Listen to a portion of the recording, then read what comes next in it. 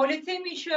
është një situatë si kundër e thatë ju krejt e përkohshme, sepse duke filluar që nga data 7-8 korrik, shumë shpejt, i nxehti afrikan do të përfshijë Shqipërinë dhe pothuajse pjesën më të madhe të Ballkanit, duke sjellë temperatura dhe ditë shumë përvoluese në mesin e korrikut, sidomos 10 ditë që i dyti korrikut do rezervoj temperatura shumë të larta në të gjithë gatishulin e Ballkanit. Parashikohet që her pas here të kemi një 2 ose 3 ditë ku kemi një tërheqje, ku vala është në periferi, por kryesisht do kemi temperatura shumë të larta. Muaji korrik do të ketë temperatura mjaft të larta,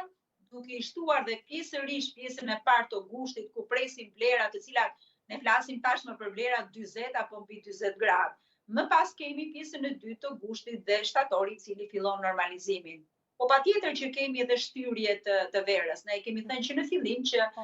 do kemi shtyrje duke i marrë edhe muajt e vjeshtës, sidomos shtatori, i cili do ketë edhe shtatori parashikohet me temperatura të larta.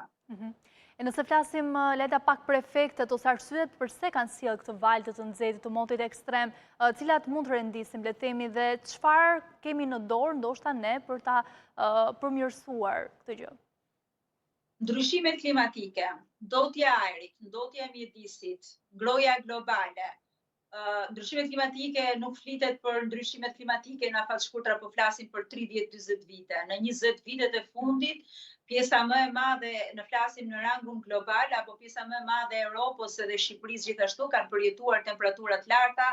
ku pothuajse çdo muaj temperatura është më e lartë se mesatarja shumë vjeçare, ku kemi padur që në fillim të këtij viti kemi padur temperaturat të cilat kemi patur një dimër i cili tashmë është shumë i shkurtuar, kemi patur një verë e cila